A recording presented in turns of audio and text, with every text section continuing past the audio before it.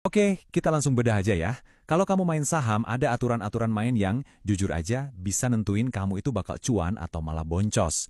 Nah, dalam beberapa menit ini, aku bakal bongkar semua mekanisme penting di Bursa Efek Indonesia yang wajib banget kamu tahu. Pernah nggak sih kamu ngerasa aneh? Lagi seneng-senengnya nih mau dapet dividen, besoknya harga sahamnya malah terjun bebas. Rasanya tuh kayak dikasih duit, tapi dompetnya sekalian diambil. Nah ini nih pertanyaan yang paling sering bikin investor bingung. Dan hari ini kita bakal pecahin misterinya bareng-bareng. Nah, fenomena tadi tuh ada namanya jebakan dividen, atau bahasa kerennya dividend trap. Ini situasi di mana iming-iming dividen yang kelihatannya gede banget, malah bikin kita rugi. Kok bisa? Ya, karena penurunan harga sahamnya itu lebih dalam daripada dividen yang kita terima. Jadi, bukannya untung, malah buntung. Biar nggak kejebak, ada beberapa ciri-ciri yang harus kamu perhatiin. Ini semacam checklistnya ya. Pertama, dividen yield-nya itu nggak wajar, jauh banget di atas rata-rata. Kedua, payout ratio-nya lebih dari 100%. Maksudnya, perusahaan bayar dividen lebih gede dari laba yang mereka hasilkan. Aneh kan? Ketiga, laba perusahaan lagi turun, tapi kok bagi dividennya malah jor-joran. Dan terakhir, waspada kalau harga sahamnya tiba-tiba naik gila-gilaan deket-deket tanggal pembagian dividen. Bisa jadi ini kerjaan spekulan. Oke, setelah tahu bahayanya, sekarang kita bahas solusinya. Kunci biar cuan dividen kamu aman itu cuma satu, paham sama tanggal-tanggal penting ini. Anggap aja ini adalah jurus pertama yang wajib dikuasai investor cerdas. Nah ini dia, 4 tanggal ajaib yang harus kamu hafal di luar kepala. Pertama, cum date. Ini hari terakhir kamu bisa beli saham dan masih dapat hak dividen. Penting banget. Besoknya ada ex-date. Di hari ini sahamnya udah nggak punya hak dividen lagi, makanya harganya biasanya langsung terkoreksi turun. Terus ada recording date. Ini tanggal perusahaan nyatet nama kamu sebagai penerima. Dan yang terakhir, yang paling ditunggu-tunggu, payment date. Hari gajian dividen kamu. Mungkin kamu mikir ya, kenapa sih prosesnya ribet banget? Kenapa nggak beli hari ini, besok langsung tercatat, lusa dibayar? Kok ada jeda waktu segala? Jawabannya ada di mekanisme dasar bursa kita. Dan ini dia nih biang keroknya, siklus penyelesaian T+2. Artinya transaksi plus 2 hari. Jadi waktu kamu klik tombol buy di aplikasi sahammu, secara hukum saham itu tuh belum langsung jadi milikmu. Saham itu baru benar-benar resmi tercatat atas nama kamu 2 hari kerja bursa kemudian.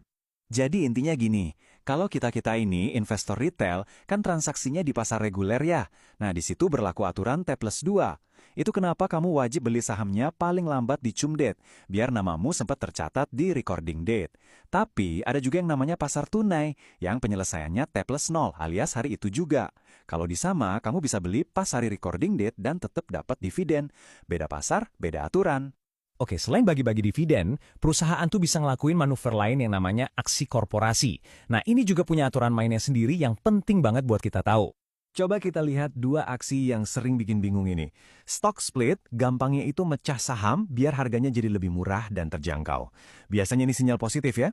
Nah, kebalikannya ada reverse stock split. Ini malah ngegabungin saham biar harganya naik. Biasanya ini sinyal negatif karena seringkali tujuannya cuma buat menghindari sahamnya ditendang dari bursa alias delisting. Biar lebih kebayang, kita pakai contoh beneran ya. Anggap aja saham BBCA harganya Rp30.000 per lembar. Terus, perusahaan mutusin buat stock split dengan rasio 1:5. Artinya, satu saham kamu bakal dipecah jadi 5. Coba tebak, berapa harga barunya? Rumusnya simpel banget kok. Kamu tinggal bagi aja harga saham yang lama dengan rasio pemecahannya. Di kasus ini, berarti 30.000 dibagi 5. Yap, bener banget. Harga barunya jadi cuma Rp6.000. Jauh lebih terjangkau kan? Nah, inilah yang bikin saham yang tadinya kesannya mahal, jadi bisa dibeli sama lebih banyak orang. Terus, ada lagi yang namanya rights issue. Ini cara perusahaan buat nambah modal dengan nawarin saham baru ke investor lama duluan sebelum ke yang lain. Poin pentingnya, kalau kamu punya sahamnya tapi nggak nebus hakmu, porsi kepemilikan kamu di perusahaan itu bisa terdilusi, alias jadi lebih kecil. Ibaratnya kuenya jadi lebih gede, tapi potongan kue kamu ukurannya tetap. Oke, aturan mainnya udah. Sekarang kita harus tahu jam mainnya. Bursa saham itu kayak toko, ada jam buka dan tutupnya. Tahu jadwal ini penting banget biar kamu nggak salah waktu pas mau jual atau beli. Nih, jadwalnya bisa kamu catat. Untuk pasar reguler, Senin sampai Kamis itu ada 2 sesi. pagi dari jam 9 sampai jam 12, terus lanjut lagi siang jam setengah 2 sampai hampir jam 4 sore. Khusus hari Jumat, istirahat siangnya lebih panjang. Jadi jangan sampai salah jadwal ya. Ada fakta seru nih. Kamu tahu nggak kalau penutupan bursa itu nggak persis di jam 4 sore? Ada yang namanya random closing. Jadi, sistem bakal nutup perdagangan secara acak di antara jam 15.58 sampai 15.59.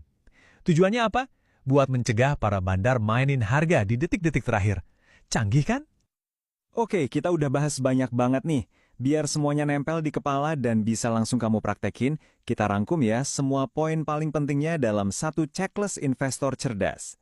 Ini dia rangkuman wajibnya. Pertama, selalu, dan aku ulangi ya, selalu cek jadwal CAM-DATE dan Ex-DATE sebelum kamu beli saham karena ngejar dividen.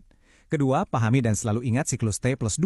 Ketiga, jangan gampang silau sama dividen yield yang kelihatannya ketinggian, bisa jadi itu jebakan. Dan yang keempat, coba cari tahu tujuan di balik setiap aksi korporasi. Ini bakal bantu kamu investasi dengan lebih pintar dan lebih aman.